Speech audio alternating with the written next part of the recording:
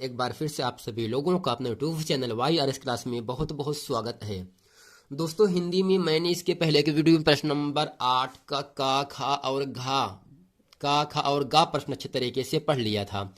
आज की इस वीडियो में हम पढ़ेंगे प्रश्न नंबर 9। प्रश्न नंबर 9 में दोस्तों का है खा गा घा आड़ा। इसमें दोस्तों जितने भी प्रश्न हैं उन सभी प्रश्नों को आज की इस वीडियो में हम पढ़ेंगे। कम कह रहा है निम्नलिखित उपसर्गों में से किन्हीं तीन के मेल से एक शब्द बनाइए। आ है अधि अनु साह अभिसु।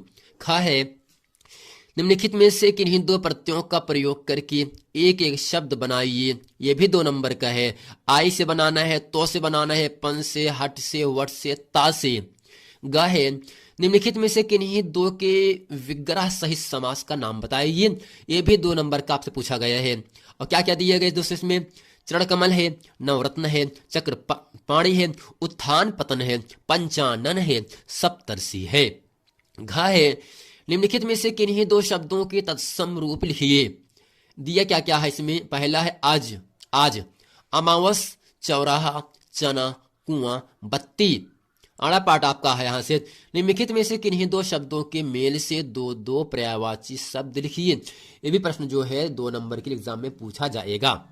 इसमें है उन्नति, गृह, बादल, मछली, हाथी।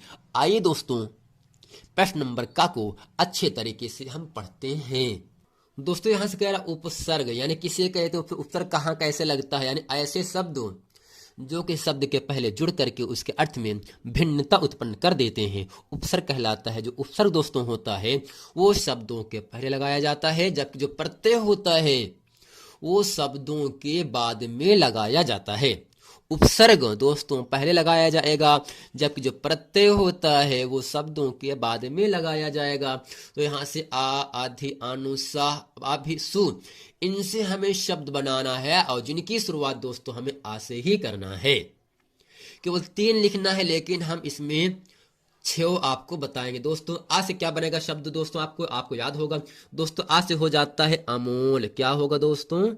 अमोल बनेगा। और दोस्तों इसके बाद आपका आता है आधि। दोस्तों आधि से होगा आपका अधिकार। आधि से क्या होगा दोस्तों?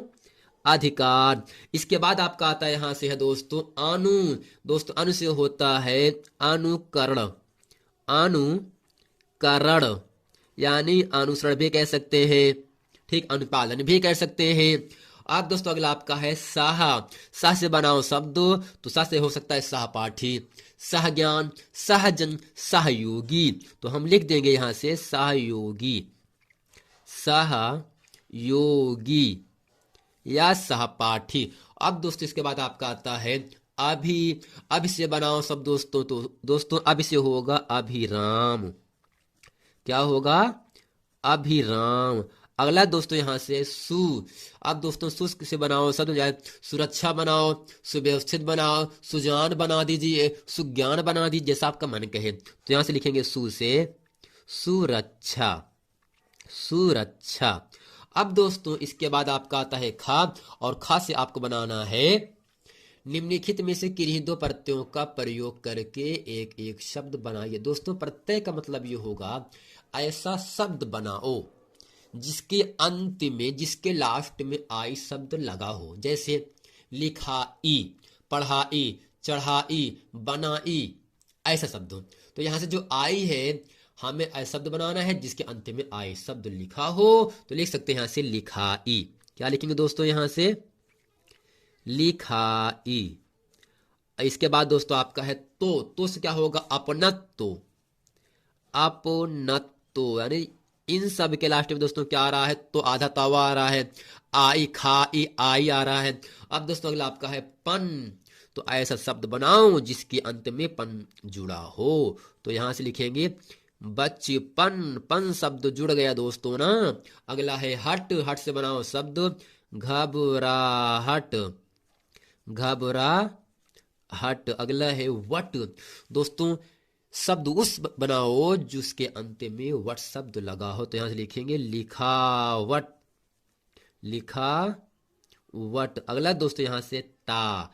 तो ऐसा शब्द का चयन करो जिसके अंत में शब्द लगा हो, तो ता शब्द लगा हो, तो यहां से बना देंगे हम सुंदरता। सुंदरता। अब दोस्तों इसके बाद आपका जो प्रश्न नंबर ग है वो इसमें क्या कह रहा है, निम्नलिखित में से किन्हीं दो के विग्रह सहित समास का नाम लिखिए। तो एक बार हम क्या करेंगे दोस्तों, यहां से शब्द लिखेंगे, फिर समास विग्रह करेंगे, फिर इसके बाद लिखेंगे समास का नाम क्या है। दोस्तों दोस्तों पहला आपका है चरण कमल है। आपको दोस्तों मैंने बताया था जिन शब्दों का समास विग्रह करने पर है जो कि समान शब्द आता है वह दोस्तों कर्मधारय समास आता है। दोस्तों चरण कमल का जो समास विग्रह क्या होगा दोस्तों, तो होगा इसका कमल जैसा चरण। तो यहां से लिखेंगे कमल जैसा चरण। दोस्तों जैसा है जो के समय या जैसे शब्द अगर बीच में आएगा समास विग्रह में तो आपका कर्मधारय समास होगा। तो यहां से लिखेंगे कर्मधारय, कर्मधारय समास हो गया। दोस्तों अगला आपका यहां से आता है नवरत्न। दोस्तों इसका समास विग्रह होगा नवरत्नों का समूह। नव रत्नों का, नवरत्नों का समूह, नवरत्नों का समूह। अब दोस्तों ये जो समास कैसा है आपका, आप कहोगे सर द्विगु समास क्योंकि इसमें संख्यावाची नव आ रहा है, यानी जिन शब्दों का प्रथम शब्द संख्यावाची होता है वह आपका द्विगु समास के अंतर्गत जाता है। दोस्तों ये आपको हो जाएगा यहां से द्विगु हो जाएगा, यानी द्विगु समास। दोस्तों अगला आपका है चक्रपाणि। दोस्तों जिसके हाथ में पाणी, पाणी का मतलब दोस्तों हाथ होता है, जिसके हाथ में चक्र है, तो इसका समास विग्रह होगा जिसके हाथ में चक्र है।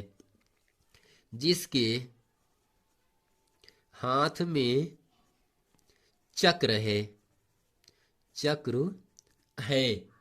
दोस्तों इसका समास क्या हो, किसके हाथ में चक्र है, तो ये जो समास होगा आपका बहुव्रीहि समास होगा।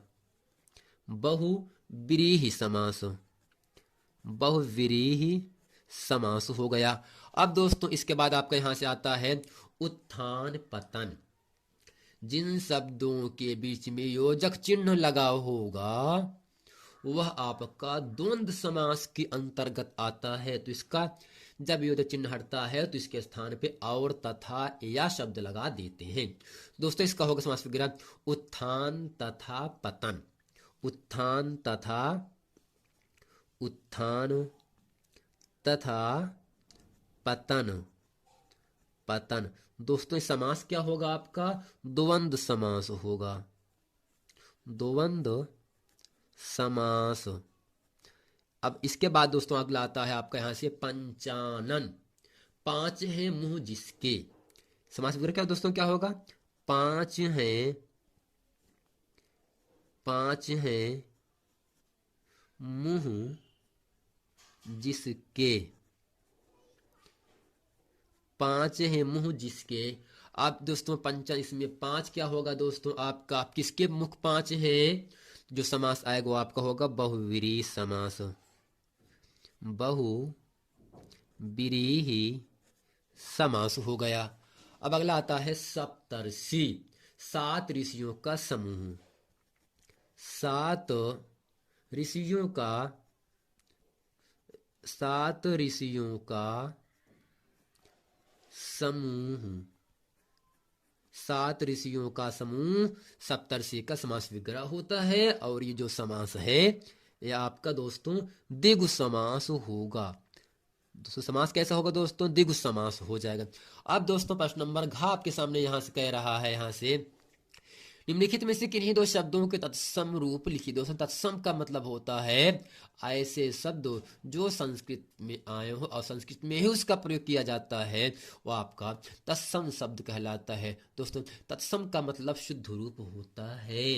अब दोस्तों आज को हम तत्सम में क्या कहते हैं, अद कहते हैं। क्या कहते हैं, अद। अद का मतलब दोस्तों होता है आज। दोस्तों अमा वस का मतलब क्या होगा दोस्तों, ये आपका अशुद्ध लिखे से लिखते हैं अमावस्या, अमावस्या। अमावस होता नहीं दोस्तों, अमावस्या होता है। दोस्तों अगला आपका है चौराहा। जिसे दोस्तों हम क्या कहते हैं, चतुर्पथ कहते हैं।